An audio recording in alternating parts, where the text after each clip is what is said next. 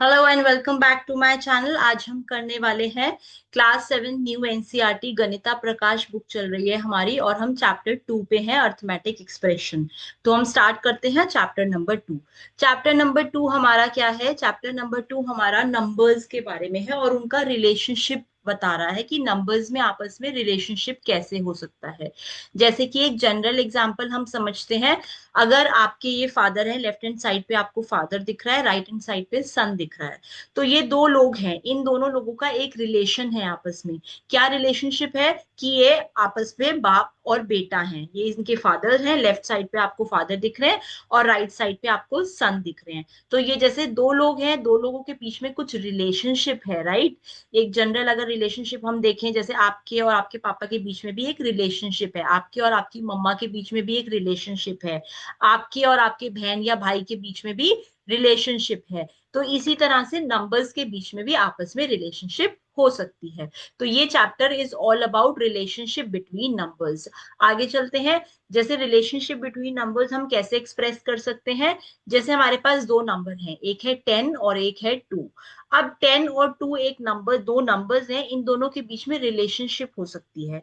या तो प्लस की रिलेशनशिप हो सकती है दोनों के बीच में, कि इन दोनों नंबर्स को हम प्लस कर रहे हैं। या फिर इनके बीच में माइनस का रिलेशनशिप हो सकता है। या फिर इनके बीच में मल्टीप्लिकेशन का और डिवीजन का रिलेशनशिप हो सकता है। ओके।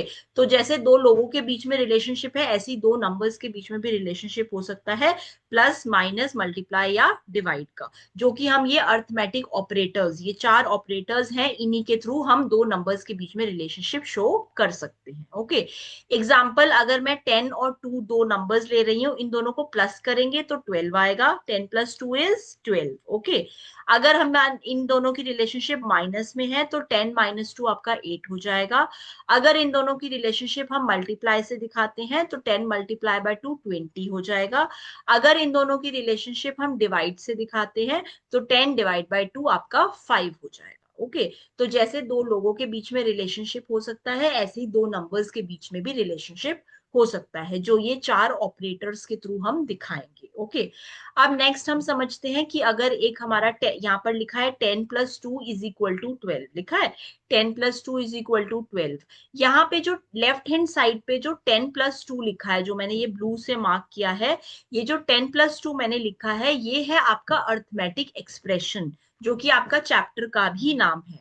तो लेफ्ट साइड पे आपको जो दिख रहा है ना, जो हम रिलेशनशिप दिखा रहे थे नंबर्स के बीच में, वो आपका अर्थमेटिक एक्सप्रेशन है। ओके।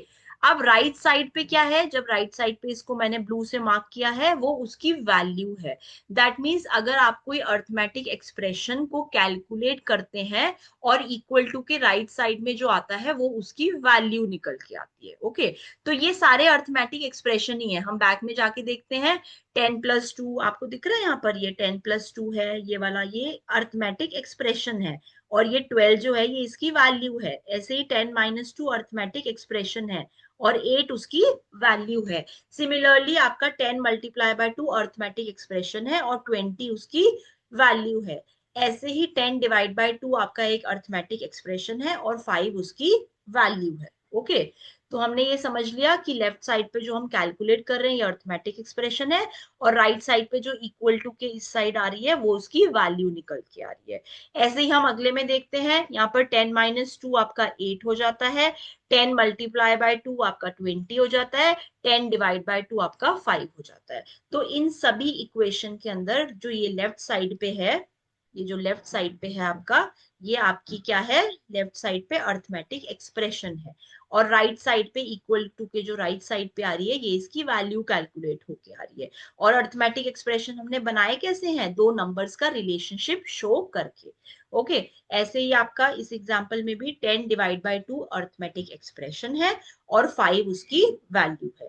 यहाँ पर 20 वैल्यू निकल के आई है। ओके। तो हमें दो टर्म समझ में आ गए, अर्थमेटिक एक्सप्रेशन और उसकी वैल्यू। नेक्स्ट हम समझते हैं। नेक्स्ट सिंपल एक्सप्रेशन क्या बोल रहा है, ये दोबारा से आपको यही बता रहा है, you may have seen mathematical phrases like, आपने देखा होगा कहीं पर 13+2 लिख रहा है, या फिर 20-4, 12 × 5।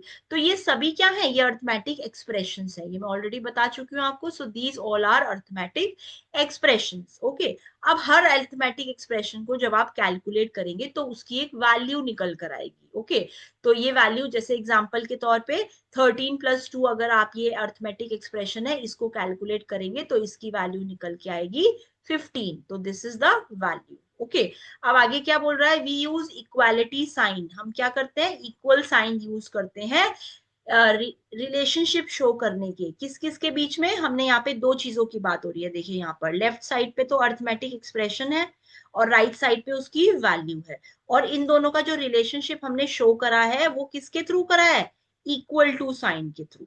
तो आपको इक्वल टू साइन का यूज समझ में आ रहा है कि हम इससे रिलेशनशिप शो कर रहे हैं अरिथमेटिक एक्सप्रेशन और उसकी वैल्यू के बीच। ऑलराइट, नेक्स्ट चलते हैं। नेक्स्ट आपका बुक में एक एग्जाम्पल दे रखा है, एग्जाम्पल में क्या बोल रहा है कि आपका, जस्ट अ मिनट, हाँ एग्जाम्पल में आपको बोल रहा है कि ये जो है लड़की आपका ये टोटल अमाउंट स्पेंड कर रही है मंडे टू फ्राइडे, ये 25 रुपीज स्पेंड कर रही है अपने स्कूल में, है ना।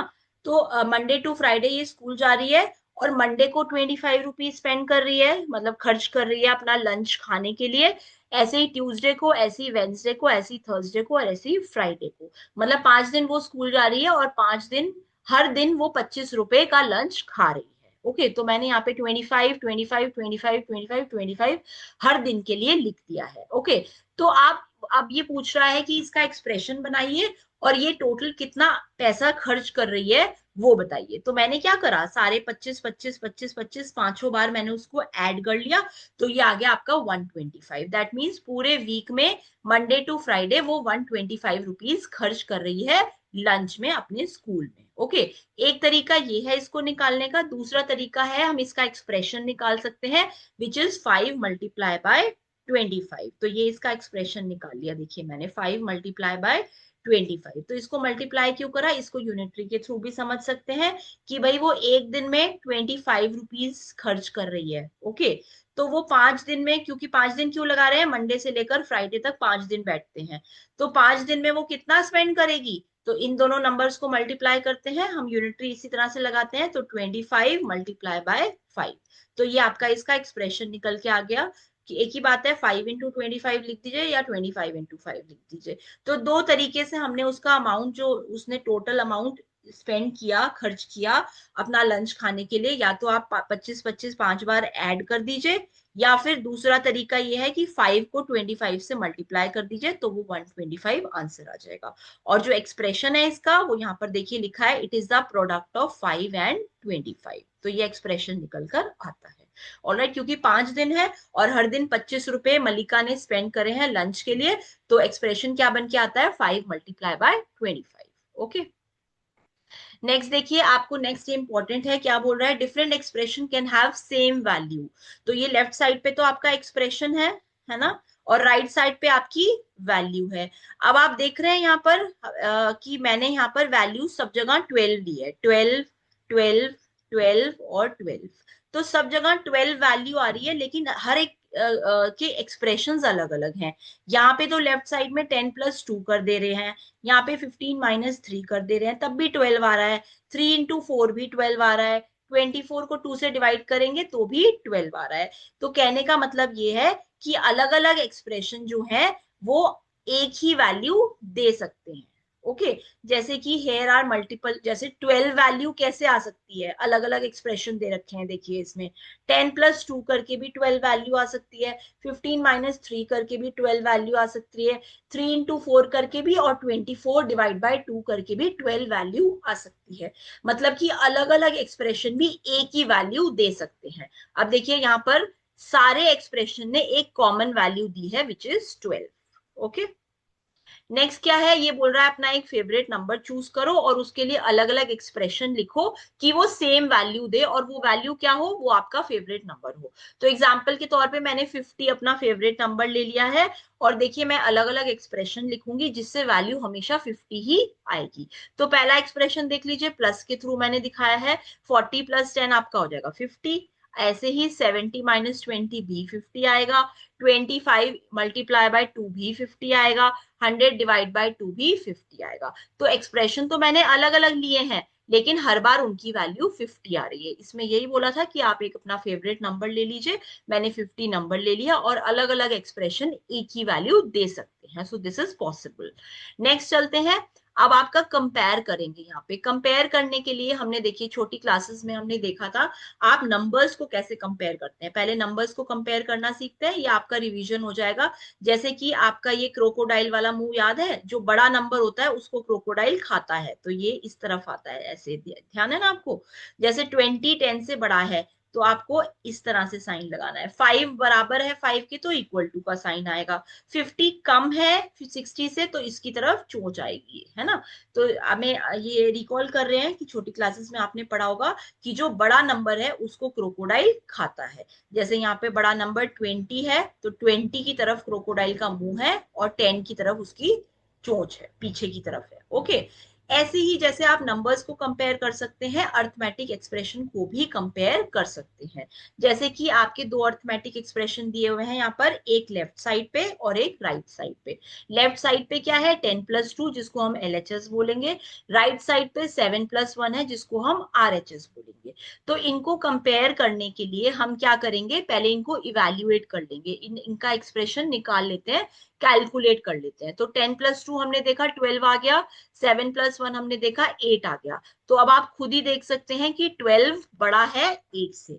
दैट मीन्स हमारा जो यहाँ पे साइन आएगा वो इस तरह से आएगा, क्योंकि 12 बड़ा है 8 से।